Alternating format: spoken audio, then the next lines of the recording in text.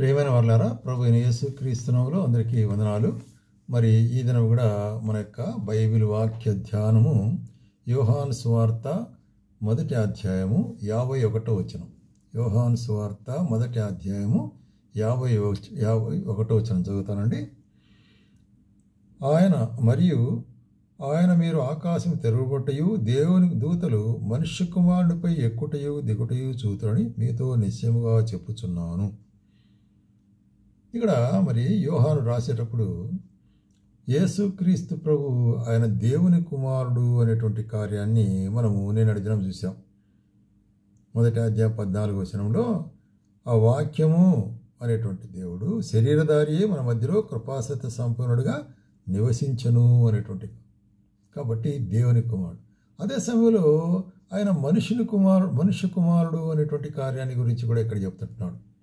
ఆయన మనుష్య కుమారుడుగా ఎట్లా ఉంటున్నాడు అనేటి కార్యాన్ని మనం గమనించినట్లయితే మరి అదే 2వ అధ్యాయంలో కూడా చూస్తాము.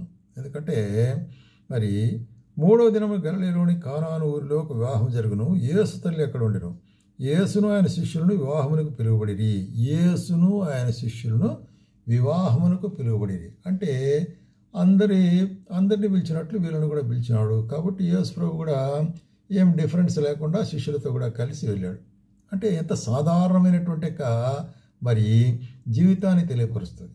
కాబట్టి ఈ వచనాల్లో మనం గమనించినట్లయితే మనుష్య కుమారుడు, కాబట్టి యేసుక్రీస్తు ప్రభు దేవుని కుమారుడు, అదే సమయంలో మనుష్య కుమారుడు. కాబట్టి మనుష్య కుమారుడు కాబట్టే ఆ వివాహానికి వారితో కూడా వెళ్ళినాడు అనేటువంటి కార్యాన్ని మనం చూస్తాం. అట్లాగే 5వ అధ్యాయంలో మనం గమనించినట్లయితే అదే యోహాను సువార్త 5వ అధ్యాయంలో ఆయన గురించి ఏం చెప్పబడుతున్నది 27వ వచనంలో, మరియు ఆయన మనుష్య కుమారుడు గనుక తీర్పు తీర్చుటకు తండ్రి అధికారం అనుగ్రహించను. చూసా, ఇక్కడ ఒక సత్యం బయలుపరచబడుతుంది. ఏంటంటే తండ్రి ఎలాగో తనంతట తానే జీవగలవాడు ఉన్నాడు, అలాగే కుమారుడును తనంతట తానే జీవగలవాడు ఉండుటకు కుమారుడికి అధికారం అనుగ్రహించి, మరియు ఆయన మనుష్య కుమారుడు గనుక, కాబట్టి ఆయన మనుష్య కుమారుడు గనుక ఆయనకి ఏం అధికారం ఇవ్వలేదంట, మరి తీర్పు తీర్చుటకు, మనుషులను తీర్పు తీర్చుటకు ఆయనకు అధికారం ఇవ్వబడి ఉంటున్నది.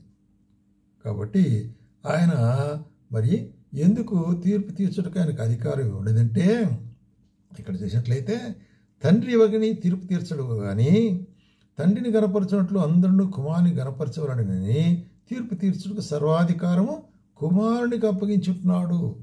కాబట్టి సర్వాధికారం ఆయనకు ఇవ్వబడి ఉంటున్నది అన్నట్టు కార్యాన్ని చూస్తున్నాం. అట్లాగే 6వ అధ్యాయం 53వ వచనంలో కూడా మనం గమనించినట్లయితే 6వ అధ్యాయం 53వ వచనంలో ఏమంటాడు ఇక్కడ చూడండి, కావున యేసు ఇట్లను మీరు మనుష్య కుమారుని శరీరం తిని ఆయన రక్తము త్రాగితేనే కానీ మీలో మీరు జీవగలవారు కారు.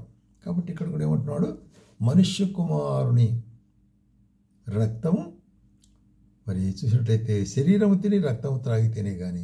ఇక ఇబ్బందికరమైన సిచ్యువేషన్గా వాళ్ళు అనుకున్నారు శిష్యులు తమ చుట్టూ ఉండేటి వాళ్ళు. ఇది ఎట్లాగా యూదులలో చనిపోయినట్టు శవం ముట్టితేనే మరి అపవిత్రుడవుతారు, నా శరీరాన్ని తినమంటాడు ఈయన, ఇది ఎట్లా సాధ్యము అన్నారు వాళ్ళు. ఇది ఎట్లా సాధ్యము అని చెప్పేసి చాలామంది సనుక్కున్నారు.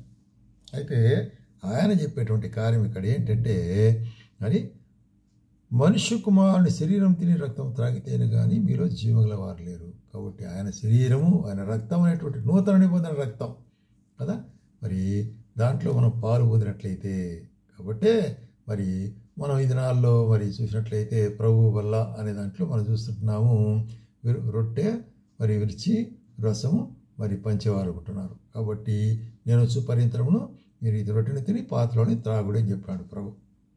కాబట్టి ఇక్కడ మనకు బయలుపరచబడే కార్యం ఏంటంటే మనుష్య కుమారుడు యొక్క శరీరం.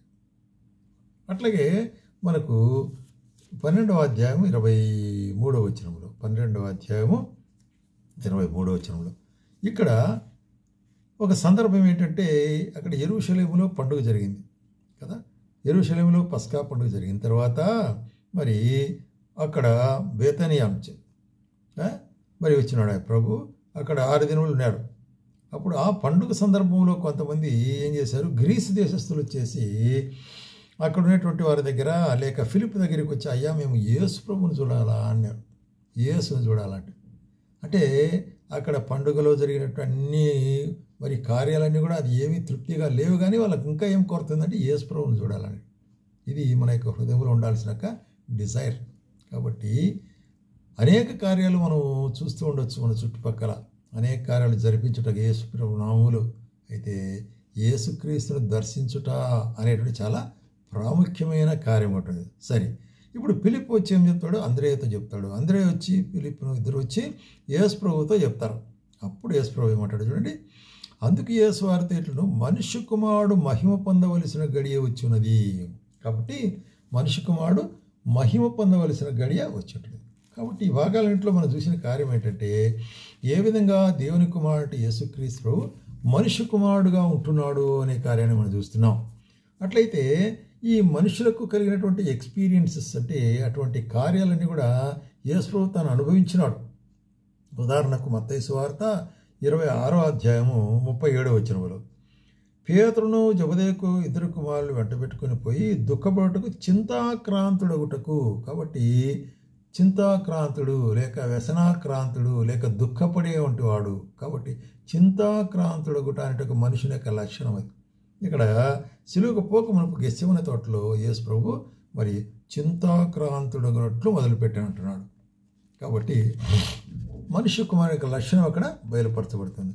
అట్లాగే లూకా సువార్త 4వ అధ్యాయంలో 2వ వచనంలో ఏమంటున్నాడు? ఇక్కడ చూసినట్లయితే 2వ వచనంలో, అపవాది చేత శోధింపబడుచుండును 40 దినములు ఆయన ఏమీ తినలేదు కనుక అవి తీరిన తర్వాత ఆయన ఆకలి కొనగా. కాబట్టి యేసు ప్రభు ఆకలి కొన్నాడు. మామూలు మనుషుని వలె ఆయన కూడా ఆకలి కొన్నాడు. ఆయన దైవ కుమారుడు, అదే సమయంలో మనుష్య కుమారుడు, మనుష్య రీతికి లోకానికి వచ్చినాడు. కాబట్టి ఆయన ఆకలి కొన్నట్టు. కాబట్టి ఆయన మనుష్య కుమారుని యొక్క స్వభావం, అటువంటి అనుభవం అక్కడ మనం చూస్తున్నాం. అట్లాగే 8వ అధ్యాయం 23వ వచనములో 8వ అధ్యాయం 23వ వచనంలో ఇక్కడ చూస్తున్నాము. చూసినట్లయితే రైట్ 23వ వచనంలో, మరునాడు 22 తన శిష్యులతో కూడా ఒక దోణి ఎక్కి సరస్సు అద్దరికి పోయి వారితో చెప్పగా వారు దోణి త్రోసి బయలుదేరి వారు వెళ్ళుచుండగా ఆయన నిద్రించుచుండెను. కాబట్టి యేసు ప్రభు నిద్రించినాడు కూడా వారి మధ్యలో. ఎందుకంటే పగలంతట్లో కూడా మరి పని చేసి అలిసిపోయినాడు. కాబట్టి రాత్రి సమయంలో నిద్రించుట అనేటువంటిది కూడా ఒక భాగంగా మనం ఇక్కడ చూస్తున్నాం. అట్లనే అదే 9వ అధ్యాయం 38వ వచనంలో ఏమంటున్నాడంటే, ఇక్కడ మరి శిష్యులు వచ్చేసేసి 9వ అధ్యాయము 58వ వచనంలో ఏం చూస్తున్నాడు? ఇక్కడ ప్రభా నువ్వు ఎక్కడికి పోతే అక్కడికి నేను వస్తానని ఒకటి చెప్పాడంట. నేను నిన్ను వెంబడిస్తాను ప్రభా అని చెప్పినాడు. అప్పుడు ఆయన ఏం చెప్తుంటాడంటే, అందుకు యేసు నక్కలకు బొరియలను ఆకాశపక్షులకు నివాసములు కలవు కానీ మనిషి కుమారుని తలవాల్చుటకైనను స్థలం లేదని చెప్పాను. కాబట్టి పావర్టీ, పేదరికం అనుభవించినాడు ఆయన ఒక మనిషిని, సాధారణమైన మనిషిని వలె పేదరికం అనుభవించినాడు. ఐశ్వర్యవంతుడైన దేవుడితో సమానంగా ఉండటం విడిచిపెట్టకూడని భాగ్యముగా ఎంచుకునక ఆయన మనుషుడిగా ఈ లోకానికి వచ్చినాడు. కాబట్టి ఏం చూపిస్తున్నది ఇక్కడ? ఆయన పేదరికంలో కూడా ఆయన ఉన్నవాడుగా ఉంటున్నాడు అనే కార్యం చూస్తున్నది. అట్లాగే యోహాను సువార్త మరి 4వ అధ్యాయంలో కూడా 4వ అధ్యాయం 6వ వచనంలో ఏమంటున్నాడు? యోహాను సువార్త 4వ అధ్యాయం 6వ వచనంలో ఇక్కడ ఒక సమరయ స్త్రీ దగ్గరికి వచ్చినాడు. చూడండి, అక్కడ యాకోబు బావి ఉండెను కనుక యేసు ప్రయాణం వల్ల అలసిన రీతిగానే బావి వద్ద కూర్చుండును. అలసిన వానిగా, టైర్డ్నెస్ కదా, చూసినట్లయితే వేరీనెస్. కాబట్టి ఒక మనుషుడు ఎప్పుడైతే టైర్డ్ అయిపోతాడో అప్పుడు ఏమవుతుంది? మరి నీరు అవసరం తాగేదానికి. అందుకొరకే ఆ స్త్రీ దగ్గర ఏమవుతున్నాడు? అమ్మ నాకు తాగుటకు నీళ్ళు ఇమ్మని అడుగుతున్నాడు. కాబట్టి ఇవన్నీ కూడా మనకి ఏమి చూపిస్తుందంటే, యేసు ప్రభు ఎట్లా సంపూర్ణుడైన దేవుని కుమారుడు, సంపూర్ణమైన మనిషి కుమారుడు. కాబట్టి మరి ఆయన యొక్క మరి మహిమా స్వరూపమును వదిలిపెట్టి నరావతారిగా వచ్చినాడు. ఆయన మరణించి తిరిగి లేచి మహిమా స్వరూపాన్ని పొందినాడు. ఈ కార్యాన్ని మనము బేసిక్గా అందరము అర్థం చేసుకోవాల్సిన. కాబట్టి యేసు ప్రభు దేవుని కుమారుడు, అదే సమయంలో మనిషి కుమారుడు అనేటువంటి కార్యాన్ని చూస్తున్నాం.